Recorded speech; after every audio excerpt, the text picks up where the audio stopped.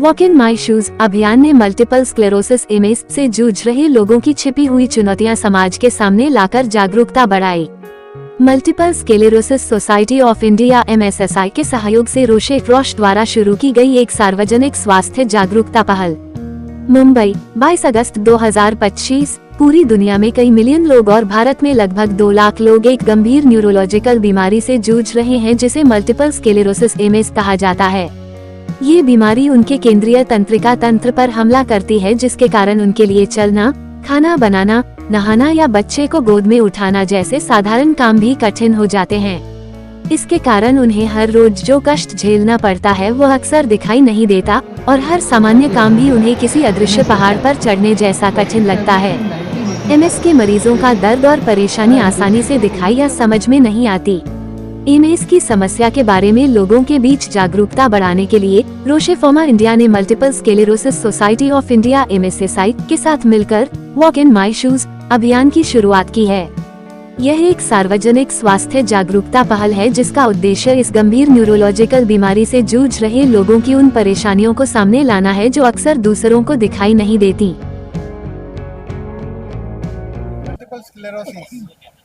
Multiple sclerosis ये young females में होने वाला एक मुश्किल ब्रेन का आजार है।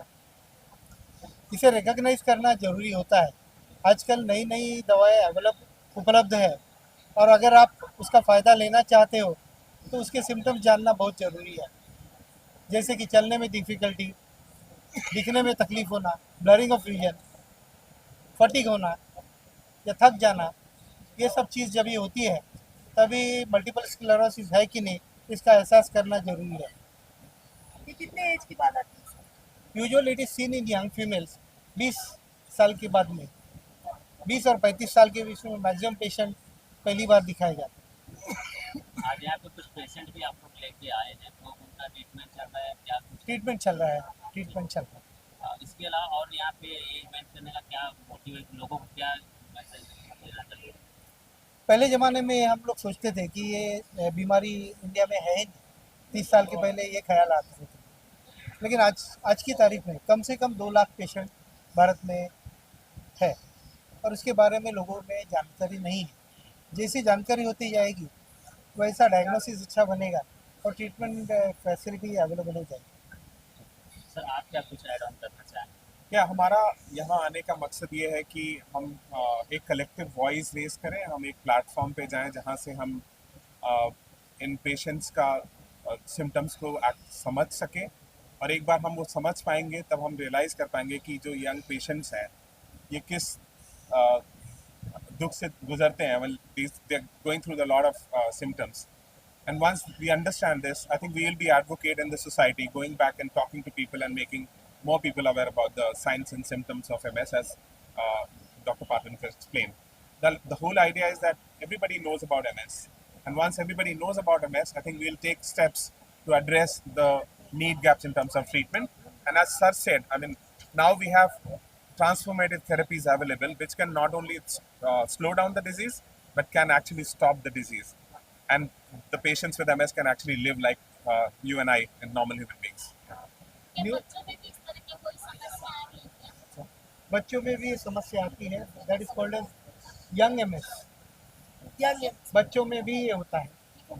ऐसा कहा जाता है कि MS का जो एज स्पेक्ट्रम है 2 साल से लेकर 92 ये एज में MS देखा गया दुनिया भर में। क्या ट्रीटमेंट क्या दे रहे हैं आप लोग? कैसा क्या ट्रीटमेंट इसमें 2 टाइप होते हैं। पहला टाइप जो होता है उसमें पेशेंट को अटैक आता है। जब भी अटैक आता है तभी 5 दिन का सोलोमेड्रोल बोल के एक दवा होती है वो दी जाती है नस में से, उसे अटैक रिवर्स होता है और दोबारा अटैक न आए इसके लिए प्रोफाइलैक्टिक ट्रीटमेंट होती है।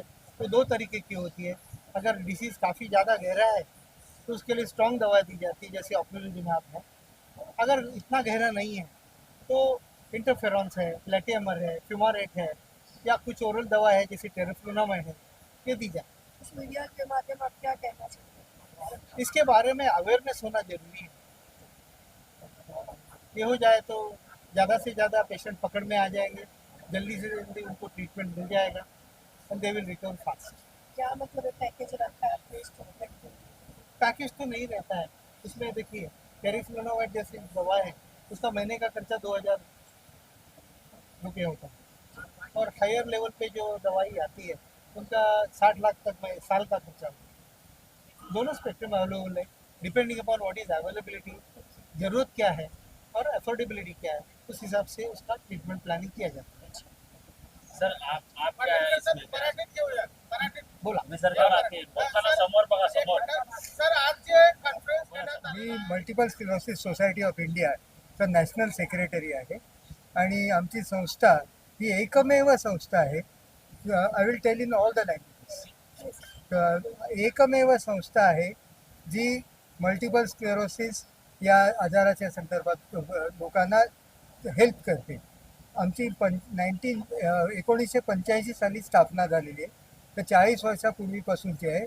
आणि ही international organization MSIF multiple sclerosis international federation यांच्याशी पण संलग्न आहे. त्याच्यामध्ये सगळ्या जगभरच्या संस्था असतात. आमचा मुख्य पर्पज आजच्याबद्दल आहे की अवेअरनेस करायला पाहिजे. अवेअरनेस जोपर्यंत होत नाही तोपर्यंत ट्रीटमेंट लवकर घेतली जात नाही. ट्रीटमेंट लवकर नाही घेतली तर तुमची डिसेबिलिटी वाढते. 20 वर्षापूर्वी ट्रीटमेंट्स अवेलेबल नव्हत्या, आता भरपूर ट्रीटमेंट्स अवेलेबल आहेत. त्याला DMTs म्हणून म्हणतात, डिसीज मॉडिफाईंग थेरपीज, आणि त्याच्यामुळे तुमची डिसेबिलिटी कंट्रोलमध्ये राहू शकते. आमची संस्था काय करते हे सांगायचं तर आमची संस्था रिहॅबिलिटेशनसाठी बघितलं जातं. रिहॅबिलिटेशन सगळ्या प्रकारचं असतं. फायनान्शियल रिहॅबिलिटेशन असतं, काउन्सिलिंग असतं, फिजिओथेरपी, नंतर ऑक्युपेशनल थेरपी, स्पीच थेरपी, आणखीन एम्प्लॉयमेंट ऑपॉर्च्युनिटी पण त्यांना बघून द्यायचं, ह्या सगळ्या गोष्टी असतात. ह्याच्याशिवाय आम्ही ॲडव्होकसी पण खूप करतो. ॲडव्होकसी केल्यामुळे मल्टिपल स्क्लेरोसिस ह्या 21 disability, one of the 21 disabilities under RPWD act 2016 झालेला आहे, आणि त्याच्यामुळे त्यांना डिसेबिलिटीचे बेनिफिट्स मिळू शकतात. पण ते मिळायला त्यांना डिसेबिलिटीचं जे बेंचमार्क डिसेबिलिटीचं सर्टिफिकेट लागतं किंवा असेसमेंट व्हायची असते, त्याच्यामध्ये बऱ्याच त्रुटी आहेत आणि त्या काढून टाकायसाठी म्हणून आम्ही त्याच्यासाठी पण प्रसार करतो. आणि शिवाय आम्ही इन्शुरन्स पण यांना मिळायला पाहिजे हे बघतोय. इन्शुरन्स किंवा त्यांचं क्लासिफिकेशन आहे रेअर डिसीज, या सगळ्या गोष्टी आम्ही बघतोय, या ॲडव्होकसीमध्ये येतात. म्हणजे आम्ही सर्वांगीण प्रकारे मल्टिपल स्क्लेरोसिस ज्याला कोणाला झालेला असेल त्याला हेल्प करायला बघतो.